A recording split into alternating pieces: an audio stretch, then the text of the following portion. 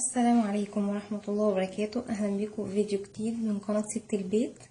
النهاردة ان شاء الله هعمل معاكم كيكة بسيطة قوي. هي كيكة المج. ممكن تعمليها كده بالليل وانت قاعدة على السريع كده، يعني بتتعمل في الميكروويف على طول. مقاديرها بسيطة جدا. هنشوف كده هنعمل ايه في الخلاط على طول. ممكن تعملي في الخلاط، مش لازم تكب، عادي مفيش مشكلة. ماشي، اول حاجة هحط بيضة اهو،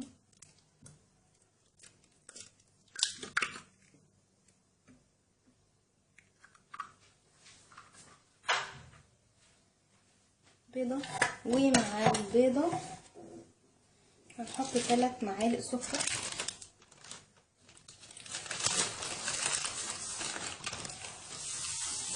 سكر اللي هو نعمل الحبيبات ده، مش سكر بودرة. نحط 3 معالق.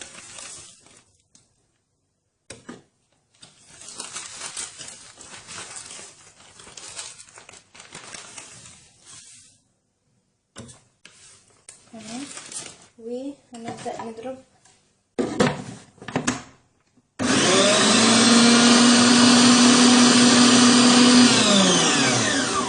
انا هضربهم كويس وارجع لكم عشان الصوت كده.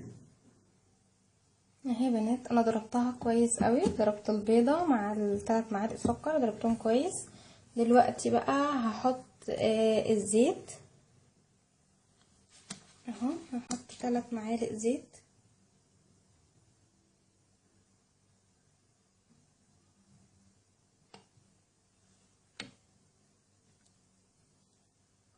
حطيت 3 معالق زيت يا بنات. هحط 3 معالق لبن اهو. هنا حطيت 3 معالق لبن، هضربهم برضو.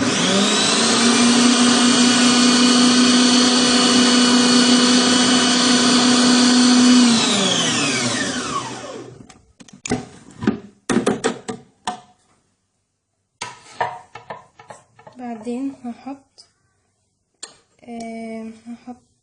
فانيليا. هحط كيس.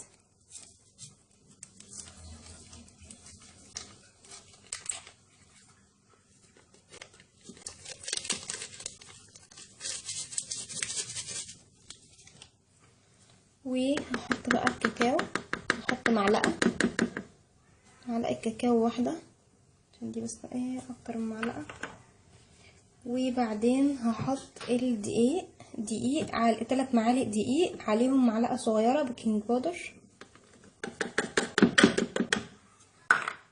واضرب كله مع بعض.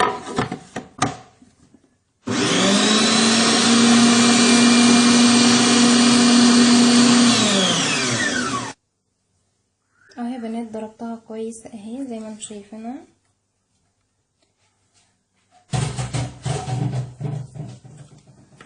بس الحاجات دي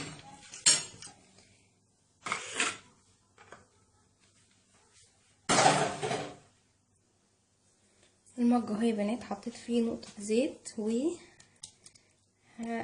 هنفح المج كله بالزيت كده. تمام.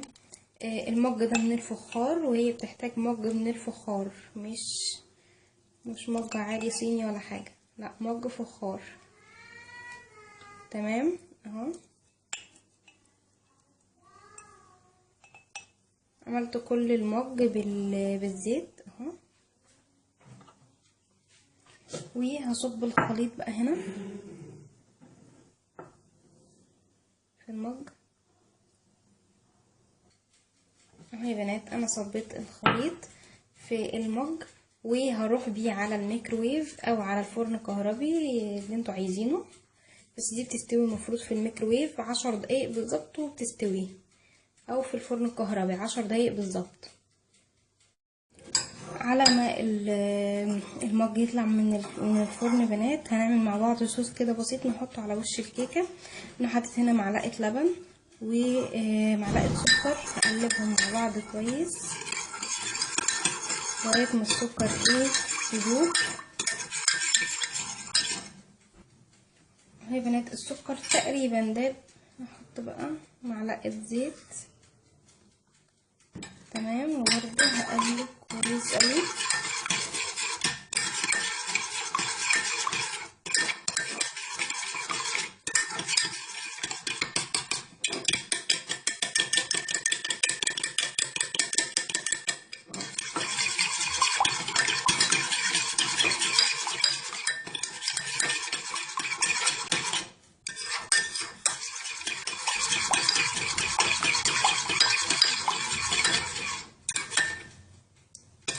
تمام اهو.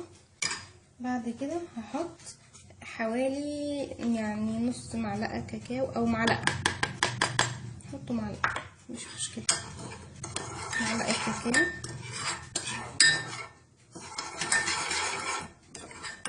اهو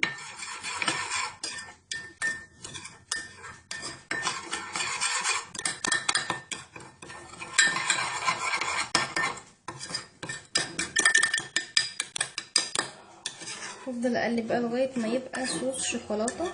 تمام اهي يا بنات الكيكه طلعت من الفرن. ماشي، انا هحط على وشها الصوص ده اللي انا عملته لها.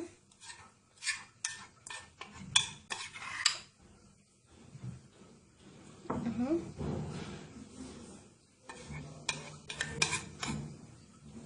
هي كانت عايزه مج اكبر من ده شويه، بس مش مشكله عادي يعني. تمام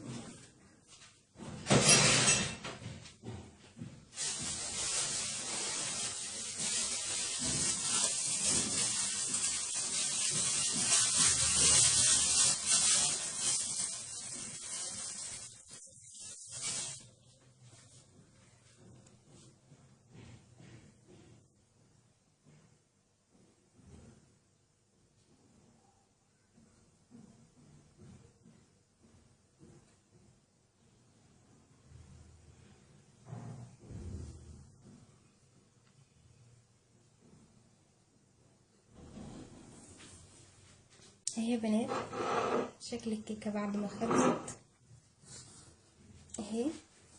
كيكه سريعه جدا، كيكه المج. اتمنى تجربوها ان شاء الله، يا رب تعجبكم. لو عجبكم الفيديو متنسوش تعملوا لايك وشير واشتراك في القناه عشان يوصلكم كل جديد. كانت معكم اسماء من قناه ست البيت. سلام عليكم.